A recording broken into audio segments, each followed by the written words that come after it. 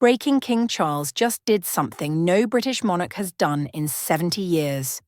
And Sadiq Khan's response has ignited the biggest constitutional crisis London has seen in generations. This isn't palace gossip.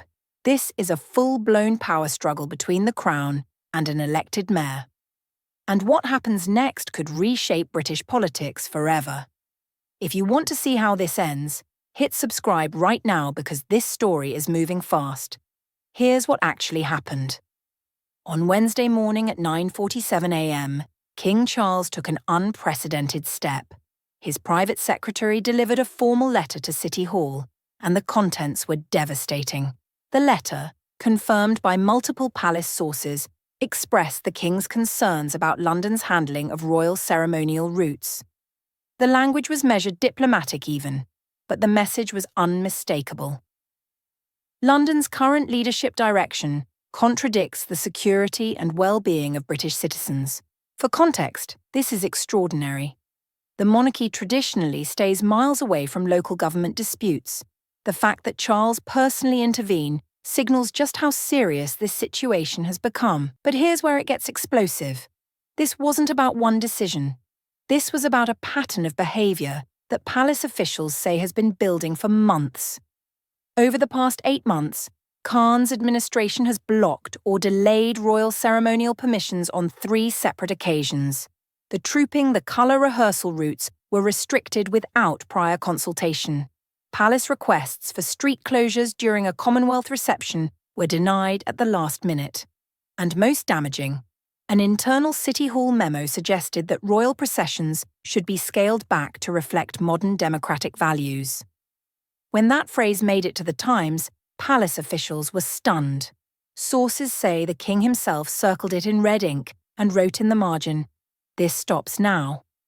The issue at the heart of this confrontation involves London's handling of the annual Lord Mayor's show. Khan's administration proposed rerouting it away from historic pathways used since 1215, citing modern traffic concerns. But palace historians immediately saw through this justification. This wasn't about traffic management. This was about systematically dismantling the visible symbols of the British monarchy in the capital city. Sadiq Khan wasn't backing down. At 2:15 p.m., he held an emergency press conference outside City Hall, standing before a cluster of microphones, jaw clenched and face flushed. He declared, "Nobody tells the democratically elected mayor of London how to run this city, not unelected advisors, not aristocrats clinging to medieval privileges, and certainly not the monarchy." The words hung in the air. Constitutional experts watching live immediately recognized the significance a sitting mayor had just publicly challenged the Crown in language not heard in modern British politics. The response was swift and calculated. Within hours, senior palace officials speaking on condition of anonymity described the king as privately appalled by Khan's insubordination. According to multiple courtiers present at emergency meetings throughout Wednesday afternoon, the atmosphere inside Buckingham Palace was one of controlled fury, unlike anything witnessed during Charles's reign. And one senior advisor told reporters, "His Majesty has had enough. The patience has run out." Then came the nuclear option. At Wednesday's Privy Council meeting held in the ornate chambers of Buckingham Palace, King Charles delivered what insiders describe as the most significant assertion of royal authority since the 1936 abdication crisis. London belongs to all Britons, not to the political agendas of one man, the king declared. His voice steady, but his meaning unmistakable. The subtext was nuclear. Charles wasn't offering suggestions, he was drawing a line in the sand. Palace insiders revealed that the king personally drafted the rebuke himself, rejecting softer language proposed by advisors. The optics are absolutely devastating for Sadiq Khan. When the Crown itself publicly rebukes your leadership, you don't just face a political problem, you face an existential crisis. But Charles didn't just issue a statement. He activated rarely used constitutional mechanisms. Dating back to the Magna Carta, mechanisms that give the Crown oversight of London governance, in matters affecting the monarchy and national heritage. Legal experts are still analysing the full implications, but early assessments suggest Charles has essentially placed Khan's office under royal scrutiny. Every major policy decision affecting London's historic character, every ceremonial ruling, every proposal touching on crown prerogatives must now be reviewed by appointed constitutional advisers. Khan's power hasn't been stripped entirely, but it's been dramatically caled. And the brilliant strategy behind this move, Charles used existing constitutional frameworks that have been dormant for generations. He didn't violate democratic principles. He outmaneuvered Khan using the very traditions Khan tried to diminish. The political fallout has been nothing short of catastrophic for KHN. Within 90 minutes of the King's statement, the pound sterling jumped 0.4% against the dollar, as investors interpreted royal intervention as a signal of political stability returning to London Conservative MPs. Sensing blood in the water launched a coordinated assault across every media platform. Former Home Secretary Suella Braverman didn't hold back. The King has done what Parliament should have done years ago, stood up for ordinary Londoners. Even within Labour, fractures appeared almost instantly. Moderate Labour MPs, terrified of being associated with Khan's constitutional confrontation, began distancing themselves with carefully worded statements, praising both democratic accountability and constitutional stability. The public reaction was immediate and overwhelming. Bad Defend the King trended globally for 6 consecutive hours, hitting number 1 in the UK, Canada, Australia, and New Zealand. Over 340,000 tweets in the first 4 hours alone, an organic tsunami of public support for the monarchy. The numbers tell a brutal story. YouGov polling conducted Thursday showed 68% of Londoners believe Khan overstepped his authority. Even more damaging for KHN's political future, 52% of previous Labour voters said they're reconsidering their support. Protests erupted across London within 24 hours, with crowds gathering outside City Hall, waving Union Jacks and chanting KHN must go. The images are politically toxic, and they're being broadcast worldwide. But here's what makes this story even more explosive. Leaked documents obtained by multiple Fleet Street publications show something that could end Khan's political career permanently. According to internal City Hall memos dated just 3 weeks ago, Khan's office was privately warned by senior civil servants that confronting royal prerogatives would trigger constitutional mechanisms rarely invoked in modern governance. If these documents are authentic, and legal experts who've reviewed them say they appear to be, then KHN knew exactly what he was doing when he challenged the King. Think about what that means. This wasn't a spontaneous defense of democracy or an emotional response to royal interference. This was calculated political theatre, a deliberate attempt to manufacture a constitutional crisis for personal political gain. Constitutional lawyer Professor David Hughes told the BBC if the mayor received explicit warnings about constitutional boundaries and proceeded anyway, he's not defending democracy. He's abusing it for political purposes. That's a very different thing entirely. The leaked memos reveal even more. One document from Khan's Chief of Staff dated October 23rd discusses leveraging progressive sentiment against traditional institutions as part of a broader strategy to position KHN as a national Labour figure ahead of the next general election. The memo explicitly mentions creating clear ideological separation from Conservative monarchy supporting positions. In other words, Khan's team planned to use the King as a political punching bag to rally progressive voters. They saw Charles as an easy target, an outdated symbol they could attack to energise their base and raise KHN's national profile.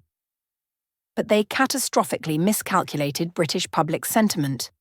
While Britons love to grumble about the royals, I suppose over Sunday dinner, we close ranks fiercely when outsiders attack our institutions. Khan's team treated the monarchy the way an American might treat a politician. Fair game for political combat. But this isn't America. This is Britain, and we don't elect our king. Inside City Hall, the atmosphere has descended into what multiple sources describe as absolute panic and finger-pointing chaos. Ministers are openly arguing in hallways. Khan's deputy mayors are reportedly split into warring factions, with some privately urging him to apologise, and others pushing him to double down deputy mayor for transport. Sebance allegedly told colleagues in a heated WhatsApp exchange, "This is electoral suicide. We need damage control now, or we're finished." Political observers note that Khan looked visibly shaken during a transport announcement yesterday, stumbling over prepared remarks and refusing to take questions about the royal intervention. Sources say he's barely sleeping, surviving on caffeine and crisis meetings that stretch past midnight. One insider described him as a man watching his legacy burn at Guan in real time. Meanwhile, Conservative leader Rishi Sunak is seizing the moment with surgical precision at a packed town hall in Kingston upon Thames yesterday evening. He spoke with the quiet confidence of a man who knows momentum has shifted decisively in his favour, while others attack our institutions and disrespect our constitutional monarchy. Sunak declared to thunderous applause, "We stand for stability, tradition, and the values that made Britain great. No mockery, no personal attacks, just steady leadership contrasted against chaos." The polls reflect this shift with brutal clarity. Conservatives have surged to 38% nationwide, their highest rating in 18 months. Labour has collapsed to 31%, losing ground in every demographic. In London specifically, Khan's approval rating has cratered from 47% to 34% in just 5 days, the fastest collapse in mayoral polling history. For the first time since Khan took office in 2016, Conservatives lead in Greater London voting intentions, 36% to 33%.